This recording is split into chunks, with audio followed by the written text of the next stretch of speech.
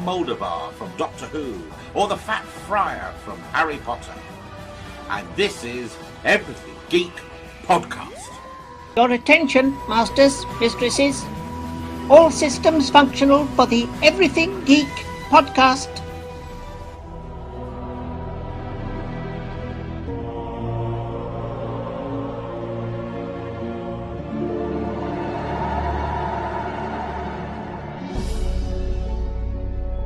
Hey, it's James Arnold Taylor, the voice of Obi-Wan Kenobi and Master Plo Koon in Star Wars The Clone Wars, and you're listening to Everything Geek, the podcast.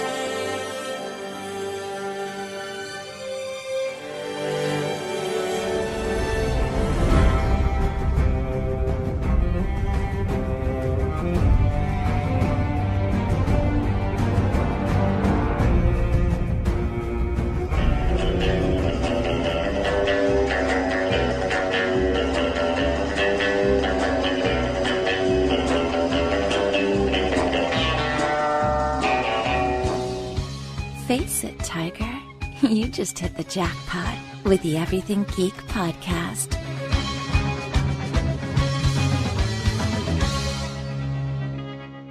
Hello everyone, you're listening to the Everything Geek Podcast. I'm your host Rory, and joining me is co-host Al. Hello everyone. And also joining us today is a very special guest. We have actor Chris Harrelson, who is best known for playing a food bank water walker, napalm walker, terminus walker, and wet and wild walker in The Walking Dead. So how are you today, Chris? I'm doing very well. Thanks for having me, guys. It's a pleasure to have you join us on the podcast.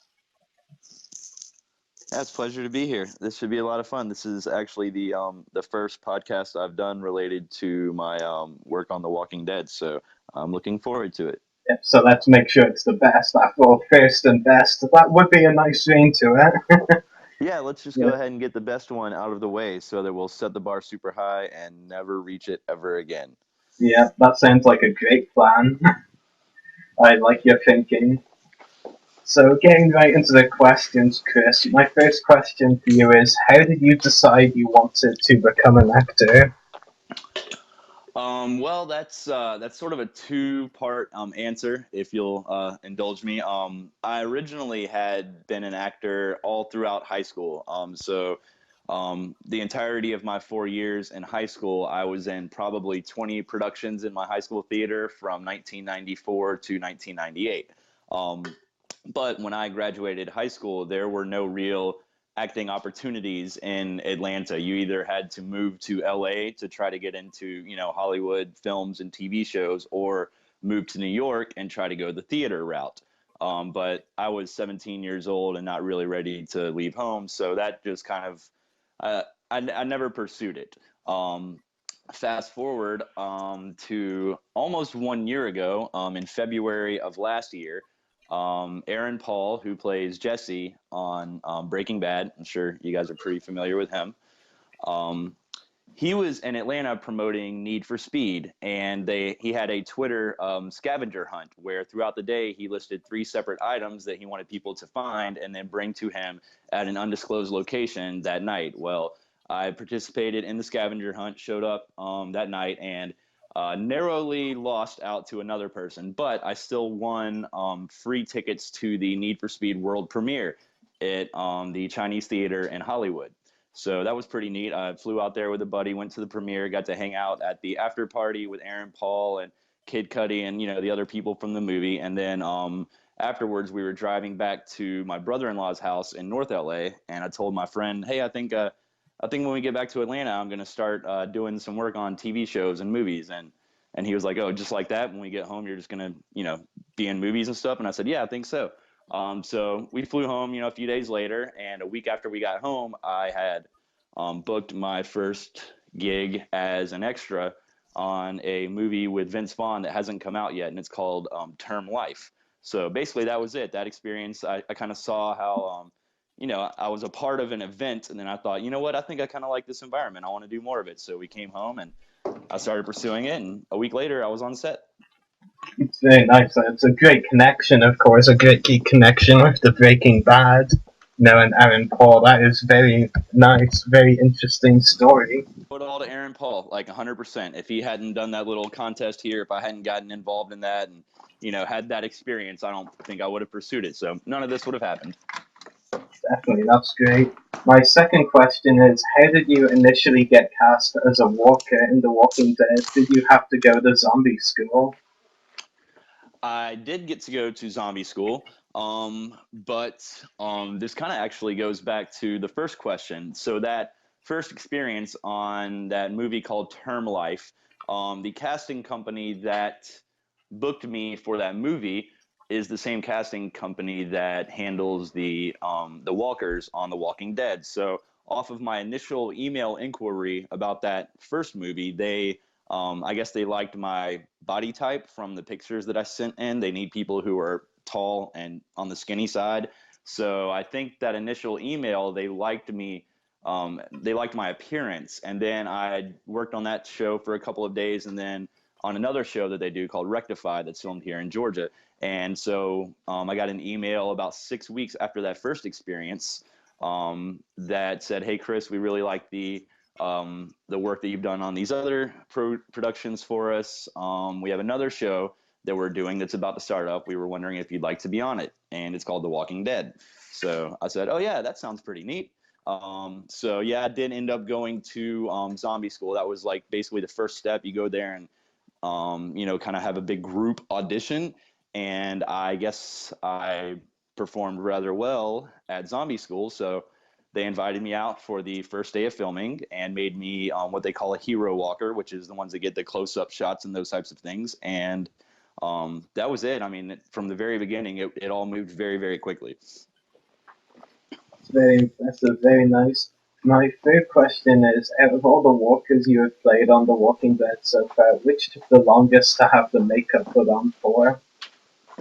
The Napalm Walker, for sure. That was about 3 hours actually in the makeup chair, and then probably another hour on set, actually getting in the positioning, and then them, bringing in extra prosthetics and the KY jelly, which made it gave it the shine to it, and the charred ash and all that stuff, which was rather uncomfortable. But that one all pieced together was about 4 hours. That is quite a long time. I'm not surprised that that was the longest one. I mean, that was a very interesting walker, that's for sure.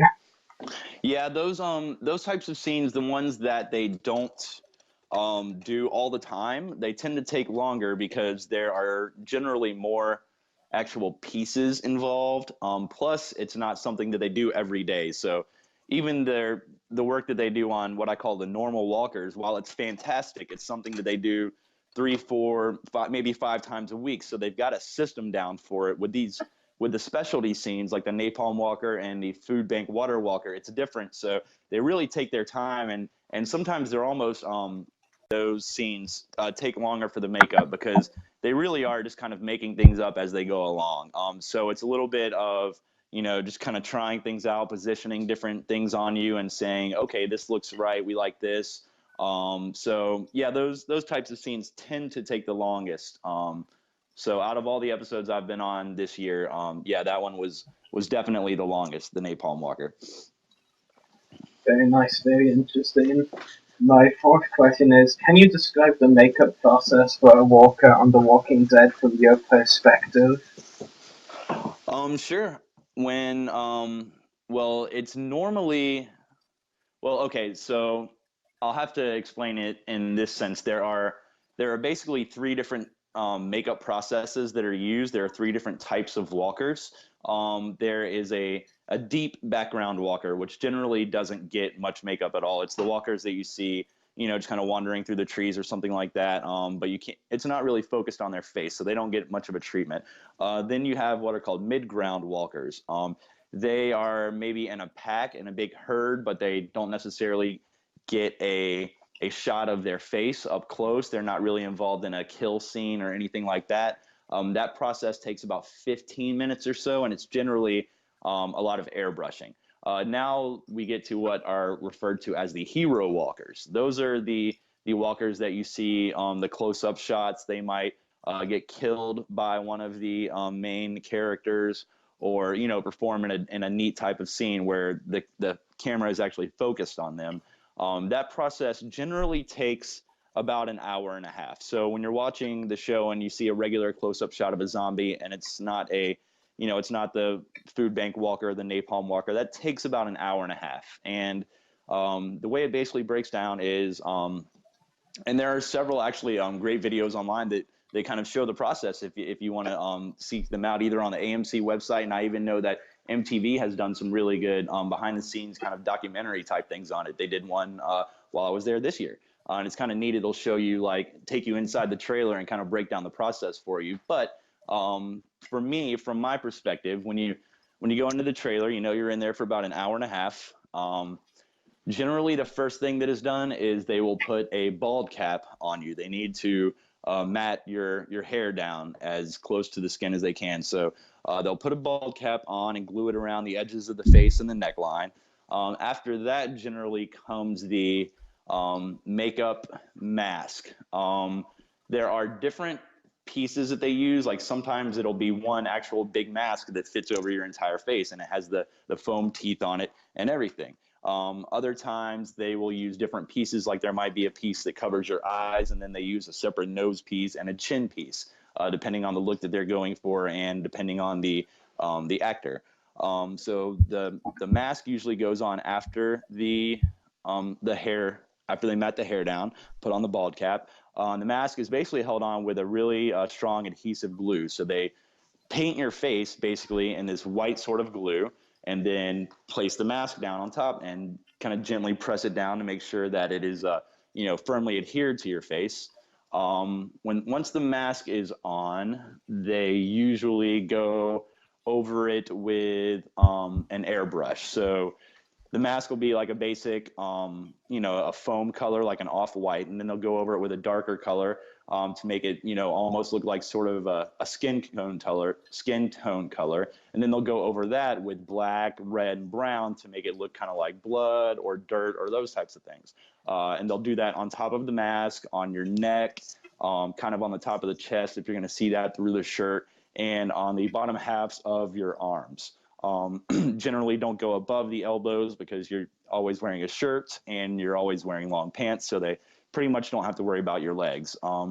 But yeah, it takes about an hour and a half to do all that. After they do the airbrushing, that's when they go through with like a paintbrush and do kind of little fine details if they want. If they want to add some specific blood onto like an open wound or something like that, or if they have a gash piece on your neck or your head or something, they'll go in with the regular paintbrush and do the little fine things that they need to after the airbrushing. But that's pretty much how the process goes. And for the most part of it, we're sitting there in the trailer and listening to good classic rock and talking about old horror movies and joking around and, kind of just hanging out. That's great. That was a very in-depth description. Yeah, you must have a really good memory if you remembered all that. Well, I've been through it a few times. So the first couple of times, everything was just kind of, brand new and just coming at you really fast. But after you do it a few times, you get kind of comfortable in the situation, and you kind of know what to expect, what's coming up next. So it's nice that they have sort of a routine that you get sort of used to after a while. Yeah, definitely. That sounds great. My fifth question is, which are your favorites out of the walkers you have played so far? I mean, I guess the Napalm Walker is my actual favorite walker that I've played because it's fairly memorable. Most people who see that picture are like, oh my gosh, that was, you were in that scene. So it's one that people immediately recognize. Not to say that was like my favorite day on set or my favorite scene to shoot specifically, but as far as the walkers that I've portrayed, it's kind of hard. It's kind of hard to beat that. I mean, I haven't had any, I wasn't, this is my first, season on the show, so I can't say that I was the walker that bit Dale or, that, got Lori or, anything like that. I haven't, haven't had those experiences on the first 4 seasons of this show. So up to what we've seen thus far, definitely the Napalm Walker. That's great. I would definitely have to agree. It was a very interesting and unique walk. I mean, it's just such an interesting scene as well, just seeing the effects on the walkers after what happened.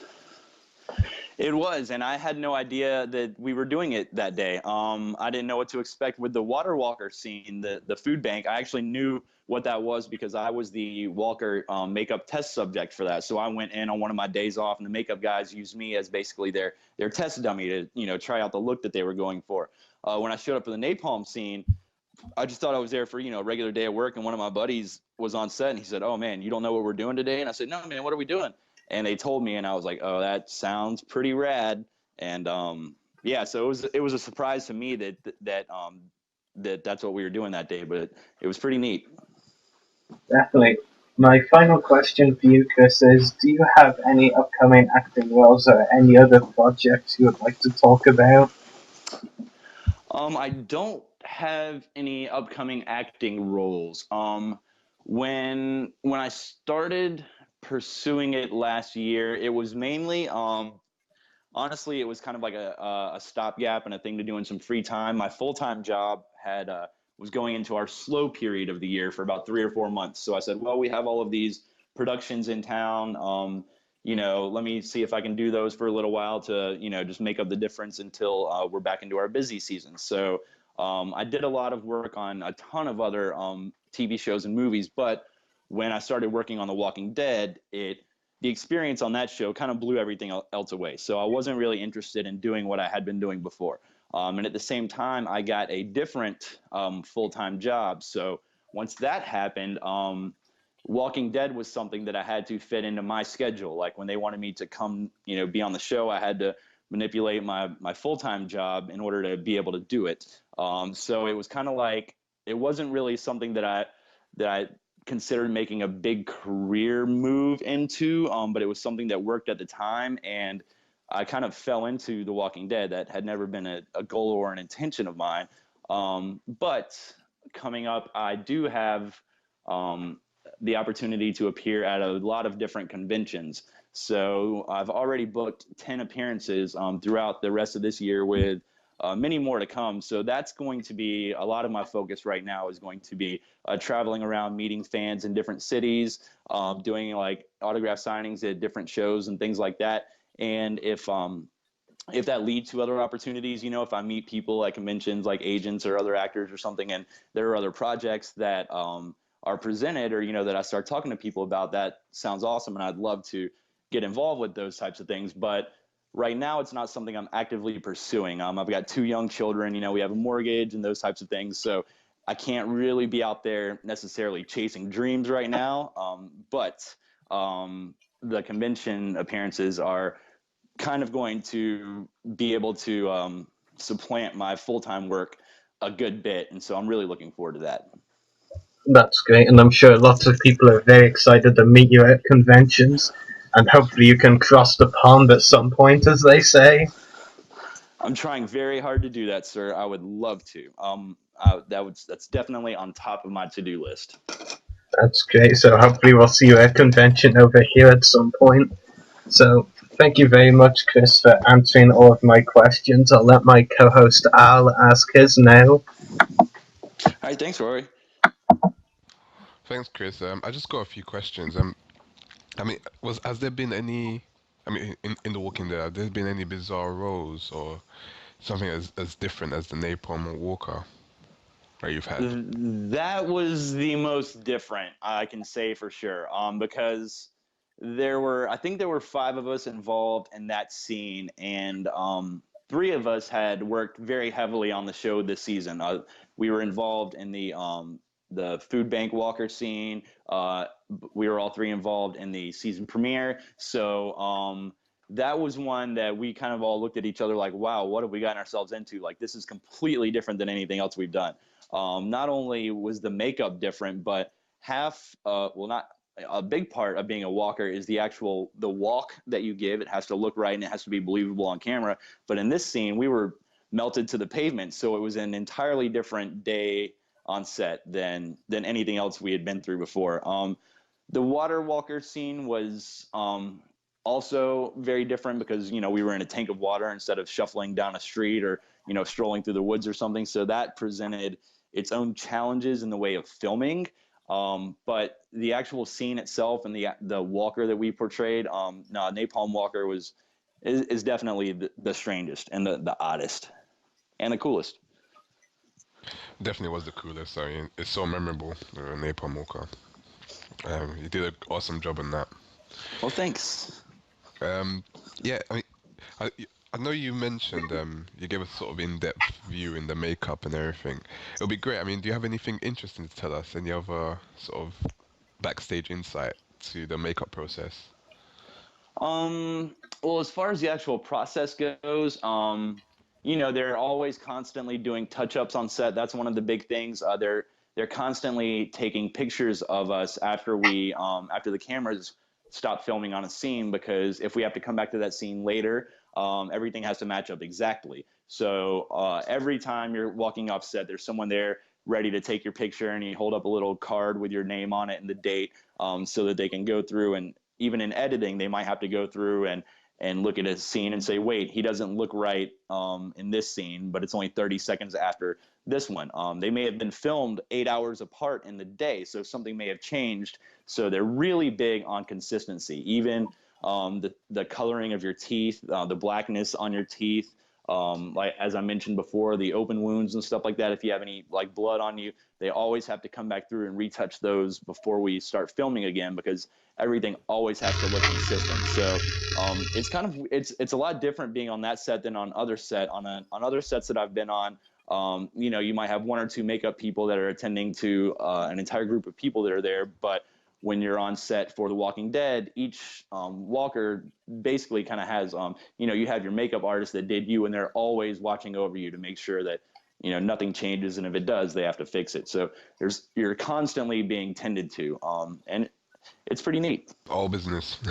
Always. Yeah. But the makeup guys and girls are the coolest people in the world. I'm so glad to have been able to work with them. A lot of the work on The Walking Dead is physically taxing. A lot of it is just kind of stressful, when I'd have to wake up at 3 a.m. to drive an hour and a half to be at a set at 5 a.m. so that we could begin filming as soon as the sun goes up. Those are things that are, throw a kink in your life. But the makeup guys, they're just fantastic people. They're really big fans of old horror movies. And I've actually, on the Napalm Walker scene, this is kind of a funny story. When I was younger, my favorite horror movie when I was a kid, and even today, is Nightmare on Elm Street 3, The Dream Warriors. I love that movie. And as I was laying in the hole for the Napalm Walker scene, I was talking to the makeup artist who performed my work that day, and he told me that he did Freddy's makeup in that movie. So I'm like laying there in this hole with this crazy makeup on, and I'm like, wait a minute, my favorite movie 25 years ago, the guy who did the makeup in that movie has done my makeup on set today, right now, while I'm laying in this hole. And it just kind of like blew a huge hole in my mind. It was like my whole universe just shattered, and I was like, this can't be reality. But that's a pretty neat little connection. That made me really happy that day. That sounds amazing. Like the caliber of the makeup artists are there. Even from something from the Nightmare on Elm Street, the guys that are working on there. Because I remember that was pretty neat. Over there, and it still holds up, the makeup. They've done so. That makeup company has done. I mean, they did the work for the recent Oz the Great and Powerful.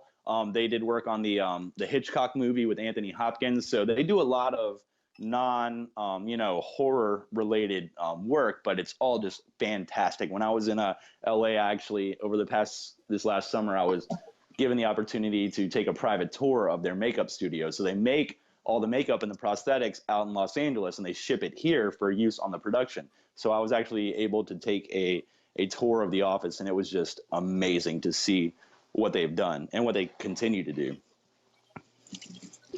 Yeah, and what they will bring to us in the future as well. Yeah, for that Napalm Walker, that was pretty striking. Was there? What was the sort of the environment like? Was everyone sort of excited to see what you were gonna do, or how it's gonna look? They were. I obviously the cast knew what they were filming that day. They knew. They read the scenes in advance, so they knew that there were going to be walkers melted into the pavement. But when they came on set, at the very beginning, because we were on set first doing our, positioning and things like that.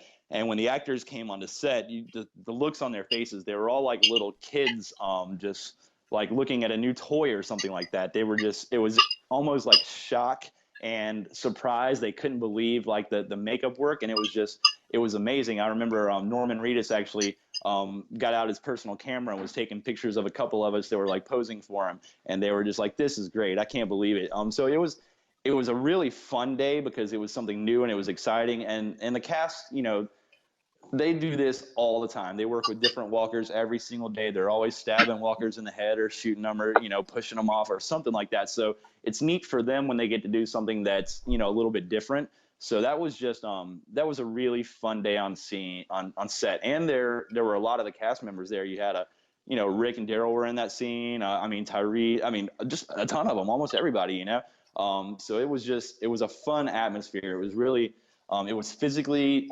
uncomfortable and very taxing, but it was really neat to be a part of it. Everyone was in a great mood, and it was just a fun day.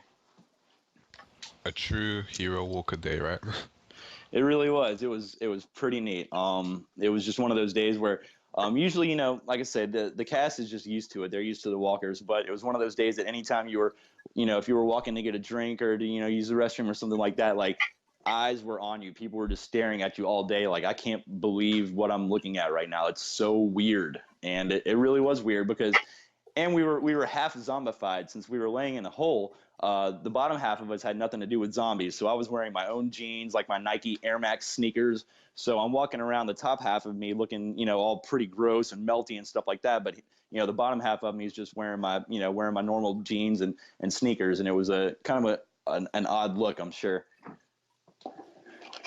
Wow. My final question is, I think you were in the Terminus episode, well, the Attack on Terminus episode, the sort of first episode of the season, Yes, of sir. the break. Is there anything interesting you could tell us on that day? Because that was pretty much my favorite episode of the season, and it would be great to sort of get some insight to what happened, what was going on back then. Well, I was fortunate enough to work on the Terminus set. I want to say like either 3 or 4 days out of that first episode. So the first day of filming that I did this year was the scene with Carol and Tyrese and Judith on the train tracks at the beginning of 501, where they hear the gunshots and then they head off down the track and the walkers start to follow them. So that was my actual first day on set. My second day on set, we went to Terminus, and at that point, I didn't even watch the show until I was booked to work on it. When I got that email for Zombie School, I said, "Oh, that sounds great. I should probably know what I'm getting into." So when I went to Terminus, I think I was only like halfway through watching season 4 at that point. So I didn't even know what Terminus was. I was like, "Why are we here? What's happening right now?" Like, I had just watched the Herschel episode. So I didn't really know what was happening. But I think I worked 3 days on that actual set, because for the season premiere, they take extra days to film. A normal episode, they'll use 8 filming days. A season premiere, they can go longer because they can start early. They can start as early as they want to. So they can do 2 or 3 full weeks of filming if they like, and pick and choose what they actually want to put into the show. So they did a lot of extra filming for that. So normally you'll work about, once you've performed on an episode one day as a walker, they usually don't reuse you in that same episode, unless there's like an emergency, if somebody, has a cancellation or something like that. But at Terminus, it was kind of like all hands on deck. And I think that was sort of our audition too. It was the first episode. So they were looking at a lot of us walkers, and determining whether they wanted to use us later in the season, if they wanted to put us in the hero category or whatever. So that entire time on set, I had heightened attention at all times. I knew that people were looking at us. I knew that the way that I performed those few days on that set might well determine how the rest of the season went for me. So while there were a couple of days where there were big crews of walkers on set, maybe 50 or 60 of us. And you'll have a good portion that, during downtime, they'll be playing games, playing card games, running around, goofing off and stuff. But I was pretty much always positioned so that I was in view of people who were paying attention to what was going on the set. So like production assistants, those types of people who will come in and say, okay, we need a hero walker for a scene. Like I was pretty much always ready to jump at the opportunity. And that paid off. One time there was a scene where one of the Terminus residents was getting his arm bitten. And I guess the walker who was performing that scene couldn't get it right for like 2 or 3 takes. So they came in looking for someone else, and I just jumped at the opportunity, and they were like, oh yeah, Chris, you did a good job earlier. Let's use you. They ended up cutting the scene from the episode, but I nailed it on the first take, and that was directed by Greg Nicotero, who is, one of the executive producers, and I had met him at Zombie School. So I think that my readiness and my willingness to just like jump into it kind of caught the eye of certain people there and really paid off for me down the line. So the makeup guys, I made sure that I was friendly to them immediately, when I met them on set, because, you work with them a lot. So I wanted to make sure they got on their, good side. Plus they were really cool people. But basically that whole time that we were at Terminus was just me going, okay, Chris, this is your shot. This is how you're going to, if you're going to be here the rest of the year, you got to do it now. And, I think I did pretty well. I got to do the scene where Carl swung me into Michonne and she stabbed me with her sword. So that was my first like kill on set. That was really cool. And I got to, meet everyone there. I got to meet all of the actors because everyone was in Terminus at the beginning of the season. So it was a really fun experience. And I made a lot of friends there too. I made friends, became friends with other walkers that I'm still friends with today. We talk all the time, hang out on Facebook and even do the convention appearances and stuff together. So it was a really good learning experience and bonding experience. But it was just, for me, it was all about, okay, you have to do this right. You got to get it right here because you want them to keep calling you back. And, they have been calling me back. So I guess that strategy worked out. Yep, hard work definitely pays off. Yeah, that's all my questions. Thank you so much, Chris. Oh, you're I'll just welcome. pass Thanks, it on Al. to Rory. Yep. So, Chris, I know you yourself are a big comic, TV, and film geek in general. So, do you want to talk to us a little bit about that? How you became a fan?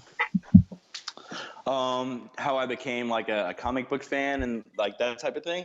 Yep, exactly. Yeah, I mean, as long as I can remember, I grew up, I was born in 81. So that was in my opinion, the 80s was like the heightened golden age of like cartoons, like superheroes and those types of things. You had Thundercats on television, G.I. Joes, Transformers. But my favorite show growing up was Super Friends. So every day I was watching Superman, Batman, Aquaman, and my first comic book experience was I bought an Archie comic in the checkout line at a grocery store when I was like 5 years old, I think. And I was reading the Archie comics, and I remember I'd been watching Superman and stuff on TV, and I was like, wait, don't they make Superman comics? So for Christmas, my dad got me a big jumbo box of comics from like Sam's Club, I think. And it had like 50 random comics in there, but it was Marvel and DC. So you had X-Men, X-Force, actually some cool ones like I think some old He-Man comics that I think used to be Marvel back in the day. You had Superman, Green Lantern. So I was into comic books at least from the age of 5 on, and I really never got out of it. I mean, I grew up watching the Christopher Reeve Superman movies. I remember seeing Batman, 1989 with Michael Keaton. I remember seeing that in the theater. I remember seeing Ninja Turtles in the theater. So it's just, yeah, I've been into it my whole life. Up until my daughter was born, just the last couple of years, I had a pull list, a weekly pull list at the comic book shop for like 20 years almost. But unfortunately, with kids, there's just not a whole lot of time to sit around and read about Batman and Robin anymore, which is kind of a bummer. Yeah, but still a pretty good way to get into books, Yeah, so my kids are definitely growing up that way. I mean, my daughter is 2, and she already has, Supergirl action figures, and my son has a Spider-Man piggy bank. His name is Luke. He's named after Luke Skywalker. So yeah, I'm kind of a nerd like that, and I'm definitely trying to pass that down to the next generation. I don't think it'll be hard though. So yeah, I mean, I'm a grown man. I'm 33 years old, and I play Lego Batman 3 on my PlayStation 4. Those are my favorite types of games. But yeah, just I'm really excited about all the new DC movies and the Marvel movies. Captain America 3 is filming in Atlanta starting in about 2 months. And the rumor is that the Pinewood Studios in Atlanta is now the home of Marvel movies for the next 5 years. So that's a rumor, but they did film Ant-Man there, and Captain America 3 is coming in a couple of months. So that rumor would seem to probably have some logical basis to it. So if that's the case, that's just really, really exciting. I mean, number one, it's just exciting for movie fans that these are happening. Because when I was a kid, I could never imagine a world where Captain America and Iron Man were in a movie together. That just is amazing. But that it's happening basically in my backyard, just miles down the street, is pretty amazing to me. So it's really, really exciting time to be around here. And I mean, if you're a movie fan, it's a great time to be in Atlanta, but especially if you're a fan of, those types of movies, then it's just, it doesn't get much better than what's going on right now. Yeah, maybe you'll even get a small role in Captain America 3. Oh, Now I that can would be almost something. guarantee I will get at least one day on set as an extra. Ant-Man just didn't work out because it didn't work out with my work schedule. It was during the Walking Dead filming, and it was just something that I could never really fit into my schedule at the time. But I will have a little bit more flexibility coming up in the future, and Captain America 3 will be such a much more large-scale production than Ant-Man. I mean, they will use it's going to film longer. They'll use much bigger sets and much bigger crowd pieces and stuff like that. So even if, I don't care if I'm never even seen on the screen, I just want to be on the set, a day or two for that. And, I've had pretty good success getting onto movies and stuff like that before. I've done Hunger Games 4, Taken 3, Selma. So I'm lucky that my body type fits well on camera. I'm not, I'm not so tall that I'm going to be like out of the frame or anything like that. They can kind of position me wherever they want me, and I'm not distracting, I guess. So I'm pretty fortunate in that sense, I guess. But yeah, man, that would just be best thing in the world. Could you imagine being on set with Spider-Man and Iron Man and Captain America? I mean, Yes, I have a pretty big imagination. Right on. Yeah. So that's all of our questions for you today, Chris. It's been a pleasure talking to you on the podcast. Well, thanks very much for having me, guys. It's been a pleasure speaking with you. I really appreciate it. And hopefully we can talk to you again at some point. I hope so. And, if anything comes up where I'll be traveling over your way, I will definitely be letting you know. Maybe we could do a special podcast broadcast or something like that on location. That would be pretty sweet. That would be amazing. I would definitely be up for that. So we'll talk to you soon then. Bye. All right. Thanks again, gentlemen. Take care. Thanks again. Okay, bye. So make sure to check out our YouTube channels. The podcast is www.youtube.com/.